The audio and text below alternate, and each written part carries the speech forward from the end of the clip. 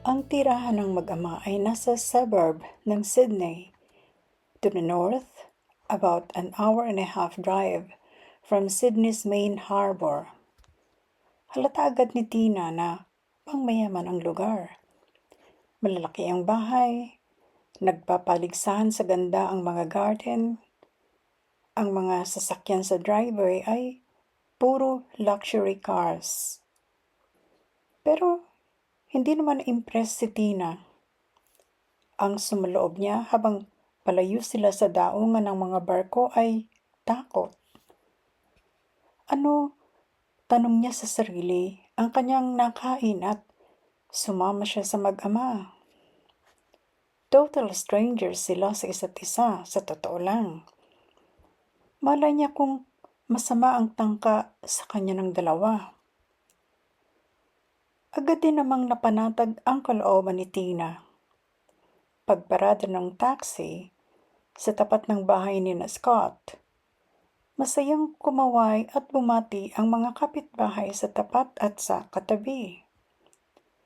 "Hello, you two," sabi ng isa. "How's your cruise?" "Good to see you back, mate," bati ng isa pang matanda kay Kevin.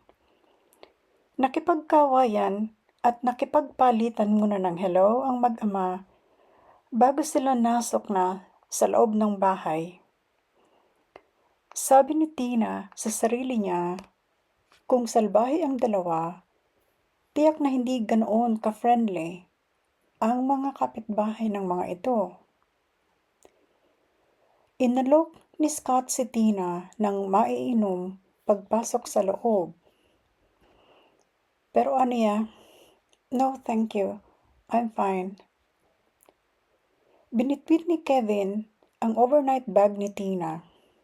Anito, "I'll show you to your room.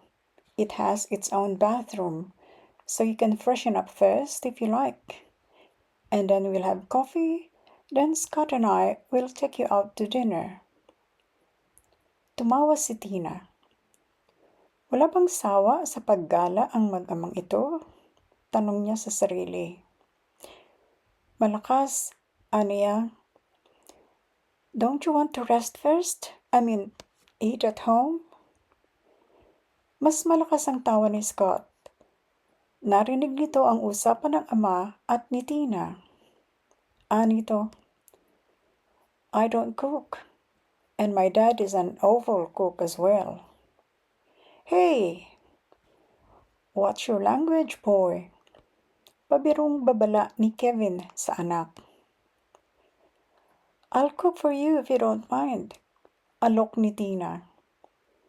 Nagkatinginan ang mag-ama bago sabi ni Scott sa kanya, "Thanks for the offer, but can we take a rain check on that? You are our guest, so no cooking for you." Sabi ni Kevin, "I'll pick up some pasta and pizza later if that's okay with you, Tina. Or do you want something else? Ice cream maybe?" "Yes, please." Agad na sang-ayon ang dalaga. At idinagdag niya, pasta, pizza, ice cream, and apple pie if it's available. Binigyan ni Scott ng thumbs up si Tina. Paborito rin pala ng binata ang apple pie. Bago lumakad si Kevin para bumili ng take-out, nag-coffee muna ang tatlo. Pumwesto sila sa terasa sa second floor ng bahay. Mag-aalas 4 ng hapon, hindi pa gaanong malamig. Winter noon sa Australia, pero mild lang ang taglamig doon. Na-amuse si Tina sa takbo ng usapan. Tipong ini-interview siya ng mag-ama. Unay inusisa ng mga ito ang problema tungkol sa kanyang documents. "I'm not supposed to tell anyone," simula ni Tina. "But I trust you both. I accepted your invitation, see?" At ikinuwento ni Tina na illegal worker siya sa Japan at 8 years na siyang overstayer. Sinabi rin niya, but not the details, na hindi genuine ang seaman's book niya at mga ID. But, aniya pa, I have more than enough work experience as kitchen assistant, as barmaid or bartender, or food server, or... How come you're an illegal worker? Kunot noong tanong ni Scott. And 8 years? Unbelievable.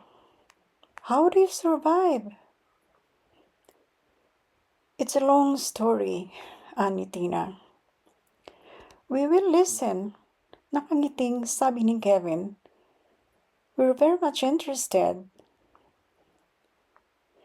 Nagbuntong hininga muna si Tina bago nagsalaysay. Sinimulan niya iyon ng hangarin niyang siya, hindi mangatyahin at tiyuhin ang magbigay ng comfortable life sa kanyang mga magulang at kapatid. Binanggit din niya ang matagal na niyang pangarap, ang tumira sa Amerika, pero pahapyaw lang. Hindi makapaniwala ang mag-ama sa naging buhay ni Tina as illegal worker, lalo nang makatakas siya sa pangungurusunada ng isang member ng notorious criminal syndicate sa Japan. Bulilas ni Kevin, "You're so fortunate to have escaped them." "What about boyfriends?" tanong ni Scott. "You didn't mention even just one boyfriend." Tumawa si Tina. Sinabing wala kasing magkagusto sa kanya maski isa. "A girl as attractive as you?" sabi ni Scott.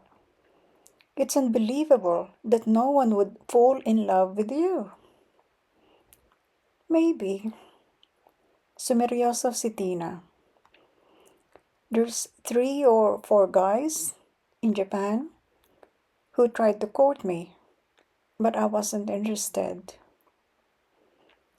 "Do you believe in love?" Prangkang tanong na binata.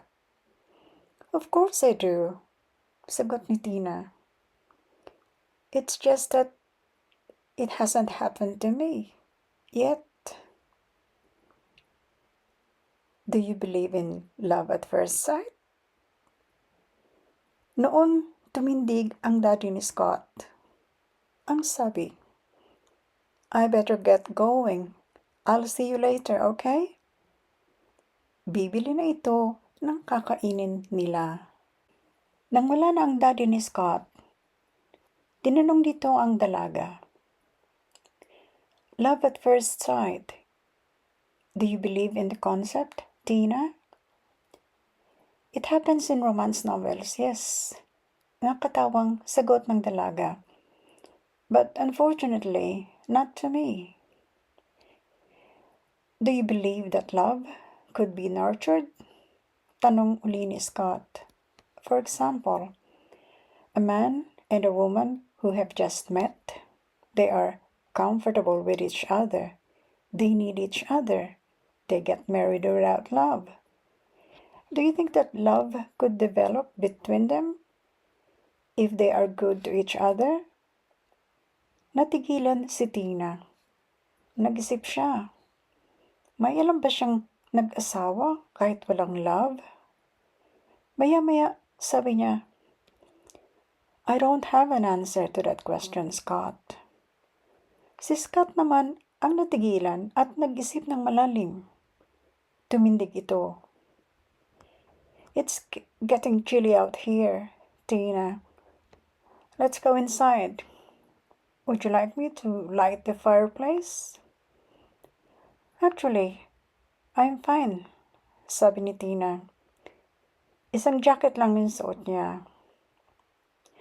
"Remember," dagdag niya, "I'm used to the harsh winter in Japan." Ang binata naman ang natawa. "I'll make us coffee then." I will tell you about my proposition to you. Parang nayanig ang dibdib ni Tina sa lakas ng kaba sa dibdib niya. Nalibang siya sa kwentuhan at nawaglit sa isip niya ang tungkol sa bagay na iyon.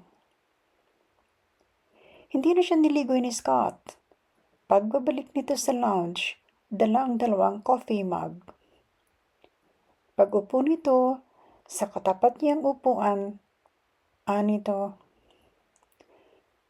"How would you like to end your being an illegal worker in Japan and be a permanent resident here in Australia?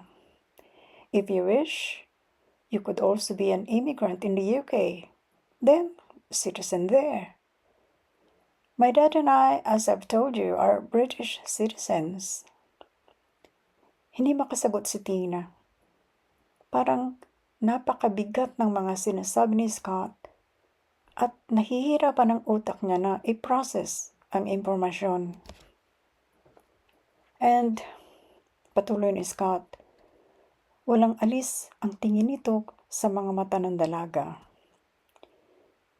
Your dream of setting foot in the United States, consider it as a firm plan and not just a dream. But of course, you have to agree to what I want to propose. Hinintay ni Tina na sabihin na iyon ni Scott. Anito sa kanya, maya-maya, walang kurap, buong linaw. How would you like to be Mrs. Gregory? Walang-wala sa expectations ni Tina ang tanong ni Scott. Kung ibig niyang maging Mrs. Gregory. Hindi bobo si Tina. Alam niya na magkaiba ang kahulugan ng proposition sa proposal. At maliwanag na proposition lang talaga ang inihain sa kanya ng binata. Gusto ba ninyong alamin kung saan hahantong ang alok na iyon sa dalagang pagod na sa pagtatago ng tago? Abangan.